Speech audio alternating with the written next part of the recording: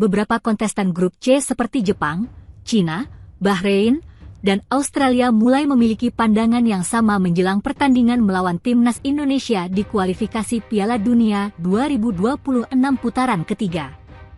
Negara-negara kuat ini kini sepakat bahwa timnas Indonesia bukan lagi tim yang bisa dianggap enteng, melainkan sebuah kekuatan baru yang harus diwaspadai di kancah sepak bola Asia. Timnas Indonesia saat ini menjadi harapan satu-satunya dari kawasan Asia Tenggara yang berhasil melaju ke putaran ketiga kualifikasi Piala Dunia 2026.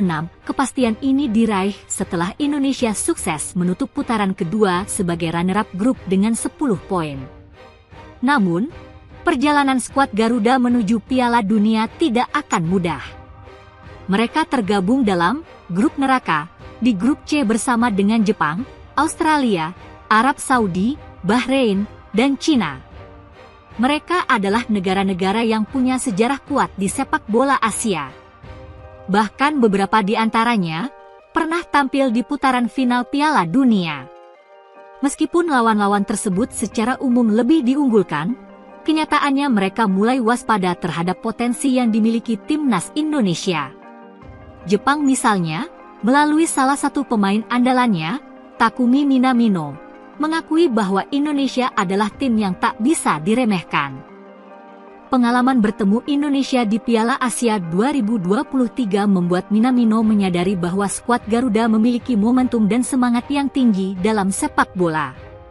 Indonesia juga menakutkan dan mereka tampil apik di Piala Asia.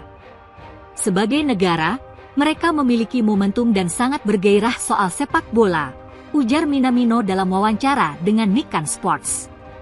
Ia juga memperingatkan negara-negara lain di grup C untuk tidak memandang sebelah mata timnas Indonesia. Kesan pertama yang saya dapatkan adalah mereka tim yang tak boleh diremehkan, jangan pernah lengah sedetik pun di hadapan mereka. Tambahnya, tidak hanya Jepang, Australia juga mulai merasa was-was menjelang pertemuan pertama mereka dengan Indonesia di grup C kualifikasi Piala Dunia 2026. Pelatih Australia, Graham Arnold, mengakui bahwa timnas Indonesia akan menjadi lawan yang berat, terutama setelah melihat performa mereka di Piala Asia 2023. Indonesia telah berkembang ke level tinggi dalam beberapa tahun terakhir, dan kami akan menghadapi laga yang lebih sulit pada September, ungkap Arnold. Ia juga memuji perkembangan positif dalam pola permainan timnas Indonesia sejak ditangani oleh Shin Tae-yong. Kami pernah bertemu mereka di Piala Asia, dan kami mewaspadai mereka sebagai sebuah tim, katanya. Cina juga bersiap menghadapi timnas Indonesia dengan lebih serius. Melalui media lokal, 163.com, Cina menyoroti kehadiran para pemain keturunan yang memperkuat timnas Indonesia, yang dianggap mampu meningkatkan kekuatan keseluruhan tim. Timnas Indonesia mempunyai banyak pemain naturalisasi yang bisa membantu. Kekuatan mereka secara keseluruhan tidak bisa dianggap remeh, tulis 163.com. Mereka pun mengingatkan timnas Cina untuk tampil dengan semangat penuh saat menghadapi Indonesia. Berbeda dengan Jepang, Australia, dan Cina, pelatih Bahrain, Dragan Talajik, justru bersikap lebih skeptis terhadap peluang timnya melawan Indonesia di kualifikasi Piala Dunia 2026. Sebelum pengundian, kami tidak punya ekspektasi apapun karena ini adalah 18 tim terbaik di Asia, jelas Talajik dalam wawancara dengan Guardian Online. Meskipun peluang Bahrain tipis, Talajik tetap optimis dan berharap timnya bisa berjuang maksimal untuk meraih poin di setiap pertandingan. Kami berada di grup yang sulit, tapi saya optimis. Kami akan berjuang untuk setiap poin dengan setiap lawan, tegas pelatih asal Kroasia itu. Timnas Indonesia akan memulai langkah penting di putaran ketiga kualifikasi Piala Dunia 2026 dengan bertandang ke markas Arab Saudi di Jeddah pada 5 September 2024. Tantangan besar menanti, namun dengan semangat dan persiapan matang, skuad Garuda siap membuktikan bahwa mereka layak diperhitungkan di kancah sepak bola Asia. Shin Tae-yong disinyalir akan memanggil 5 pemain baru untuk laga timnas Indonesia versus Arab Saudi dan Australia di 2 laga awal grup C kualifikasi Piala Dunia 2026 zona Asia. 2 pemain baru yang dimaksud di sini, Shin Tae-yong menyertakan kembali pemain-pemain yang tak dipanggilnya pada FIFA Matchday Juni 2024. Witan Sulaiman yang absen di FIFA Matchday Juni 2024 karena harus menunaikan ibadah haji, kembali dipanggil Shin Tae-yong. Konfirmasi pemanggilan ini pun disampaikan pelatih Witan Sulaiman di Persija Jakarta, Carlos Pena. Kehadiran Witan Sulaiman bakal memberikan persaingan kepada Marcelino Ferdinand untuk posisi winger kanan. Selain Witan Sulaiman, ada juga Ramadan Sananta, Persis Solo.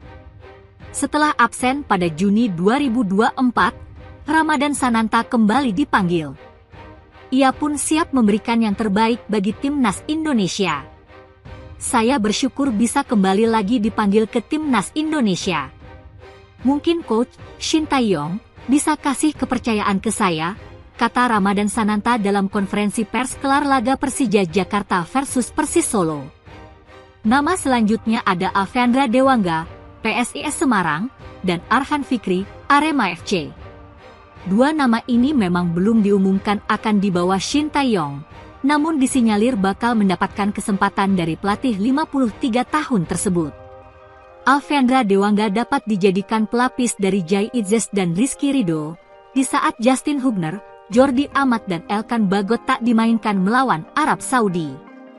Sementara itu, Arhan Fikri bisa dipercaya setelah tampil oke bersama Arema FC musim ini. Nama terakhir adalah Martin Paes. Kiper FC Dallas ini benar-benar nama baru di skuad timnas Indonesia.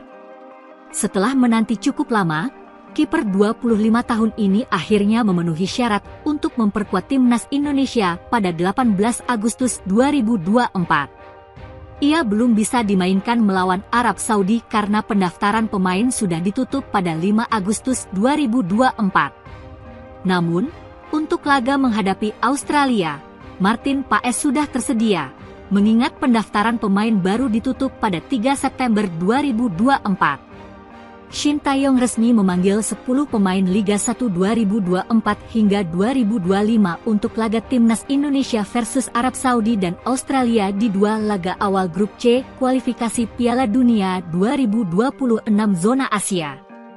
Mereka ialah Dimas Drajat, Persib Bandung, Ramadan Sananta, Persis Solo, Ricky Kambuaya, Dewa United, Egy Maulana, Dewa United, Witan Sulaiman, Persija Jakarta, Rizky Ridho, Persija Jakarta, Muhammad Ferrari, Persija Jakarta, Yakob Sayuri, Malut United, Yance Sayuri, Malut United, dan Wahyu Prasetyo, Malut United. 3 nama terbaru yang dipanggil ada personel Malut United. Senin, 26 Agustus 2024, sore WIB, Malut United mengumumkan 3 pemain mereka dipanggil Shin Tae-yong. 3 pemain Malut United, yakni Yakob Sayuri, Yance Sayuri, dan Wahyu Prasetyo mendapatkan surat pemanggilan dari Timnas Indonesia, tulis Malut United di akun Instagramnya, Malut United. Namun, Shin Tae-yong dijamin belum sampai di sini memanggil pemain Liga 1 2024 hingga 2025. Sebab, Ketua Badan Tim Nasional, BTN, Sumarji mengatakan ada 12 pemain Liga 1 2024 hingga 2025 yang dipanggil. Hal itu berarti, masih tersisa 2 slot pemain Liga 1 2024 hingga 2025 yang dipanggil. Disinyalir, 2 slot tersisa ditempati 2 penjaga gawang, yakni Hernando Ari, Persebaya Surabaya, dan Adi Satrio, PSIS Semarang. Nantinya, Shin Tae-yong dikabarkan memanggil 26 pemain. Sebanyak 14 slot lain ditempati pesepak bola abroad. Prediksi 14 pemain abroad ditempati Martin Paes, Jai Idzes, Kelvin Verdong, Sandy Walsh, Pratama Arhan, Asnawi Mangkualam, Shane Patinama, Justin Hubner, Marcelino Ferdinand, Ivar Jenner, Hong Hae, Nathan Kulaon, Rafael Struwik dan Ragnar Oratmangoen.